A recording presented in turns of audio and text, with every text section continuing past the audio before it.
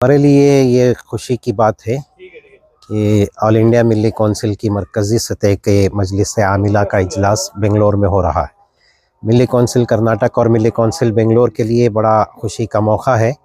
मुल्क भर से ऑल इंडिया मिली कौंसिल के अहम ज़िम्मेदारान, अहदेदारान और मजलिस आमिला के अरकान यहाँ तशरीफ़ लाए हैं। 2 दिनों से यहाँ मिली कौंसिल की कार्रवाइयाँ हुई। अभी हाल में हमारी रियासत में एक बड़ा हादिसा पेश आया। ऑल इंडिया मिली कौंसिल के सरपरस्त हज़रत अमीर शरीयत कर्नाटक सालिस मौलाना सग़ीर अहमद ख़ान साहब का इंतकाल हुआ रहमतुल्लाहि अलैह। और उसी दिन ऑल इंडिया मिली कौंसिल को एक दूसरा हादिसा भी पेश आया। मिली कौंसिल के जनरल सेक्रेटरी मोहतरम डॉक्टर मंजूर आलम साहब का भी इंतकाल हो गया था। चूँकि मजलिस आमिला पहले से तय थी बेंगलोर में, तो इस मुनासिबत से जुमा के दिन कल शाम में एक ताज़ियती इजलास बड़े पैमाने पर मुनाकिद किया गया।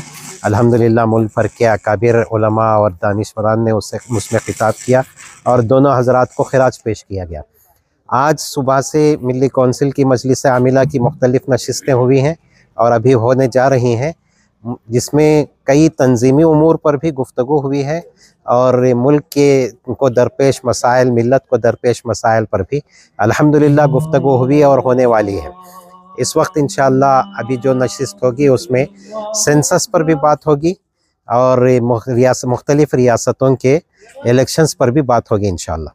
तो डॉक्टर साहब की ज़िंदगी में ही ये चीज़ तय हो गई थी कि मिली कौंसिल को फ़ाल बनाना है और पिछले 1 साल में उनकी सरपरस्ती में ये फ़ाल बनाने का काम शुरू हुआ और मुख्तलिफ़ मीटिंगों के ज़रिए ये काम होता रहा। और उनकी हयात ही में ये तय हुआ था कि हम लोग 10 मई को ऑल इंडिया एडवोकेट्स इजलास करेंगे दिल्ली में। जो इस वक्त कानूनी मसाइल हैं या ख़ास तौर पर अक़लियतों और दलितों और दबे कुचले लोगों के साथ जो इंसाफ मिलने में ताख़ीर हो रही है या दुश्वारी हो रही है, एडवोकेट कॉन्फ्रेंस में इन सारे मौज़ूआत पर गौर किया जाएगा।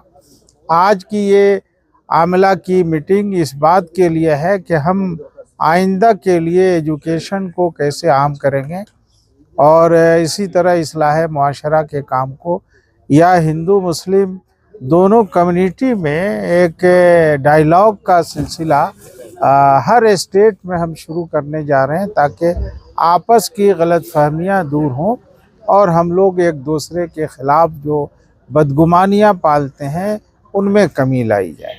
ये एक बुनियादी चीज़ है जो इंशाअल्लाह हम लोग इस साल इस काम को करेंगे।